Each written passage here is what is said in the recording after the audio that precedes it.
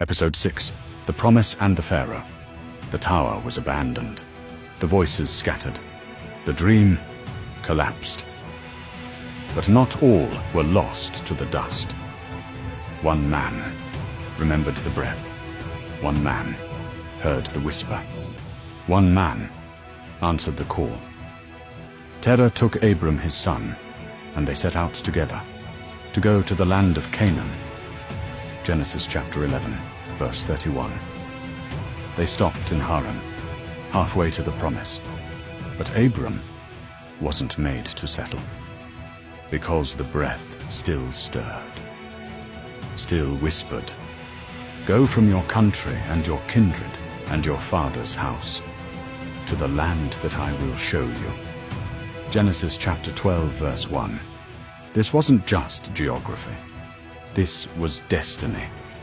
I will make you into a great nation.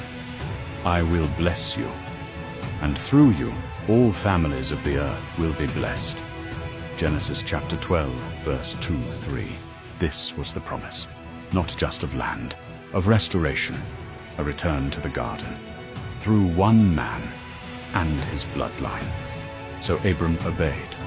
No map, no GPS, no plan, just a whisper. So Abram went, as the Lord had told him. Genesis chapter 12, verse 4. His wife Sarai, his nephew Lot, their servants, herds, and hope. And they entered the land of Canaan, not with swords, but with silence. A journey, not of conquest, but covenant. He built an altar, right there in the land of idols, and he worshipped. To your offspring I will give this land. Genesis chapter 12, verse 7. But soon the land turned dry. No rain, no crops, no food. And famine drove them south, into Egypt, a place of riches and rulers and fear, because Abram was not just a man of faith, he was a man. And fear found him. Sarai, you are beautiful. If they know you're my wife, they'll kill me. Say you're my sister. Genesis chapter 12, verse 11-13. So they lied. And Pharaoh noticed the beauty of Sarai, and took her into his palace. And Abram, he profited. Gold, silver, livestock, servants. The promise, compromised. The man of faith, afraid. But God still moved. The Lord afflicted Pharaoh's household with plagues. Genesis chapter 12, verse 17. Pharaoh saw what Abram wouldn't, and cast him out. Take your wife, take your things, go. Genesis chapter 12, verse 19.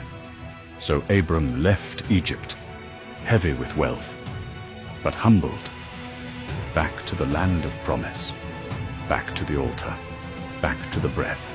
He called on the name of the Lord, and worshipped. But not all was peaceful. Lot's herds grew. Abram's flocks expanded, and the land couldn't hold them both. So Abram surrendered.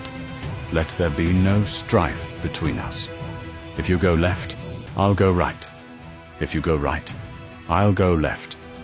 Genesis chapter 13, verse 8-9. Lot looked and chose the valley. Green, fertile, easy, but near the cities of Sodom and Gomorrah.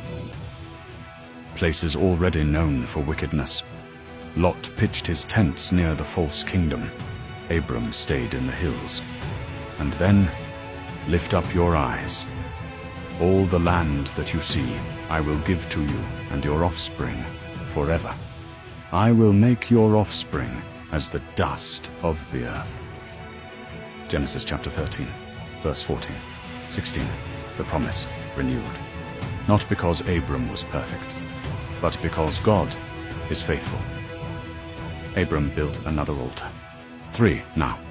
3 moments where heaven touched earth, where the breath met dust. In the next episode, war comes, kings clash, Lot is taken, and Abram becomes a warrior, but not just for victory, for something deeper, for redemption.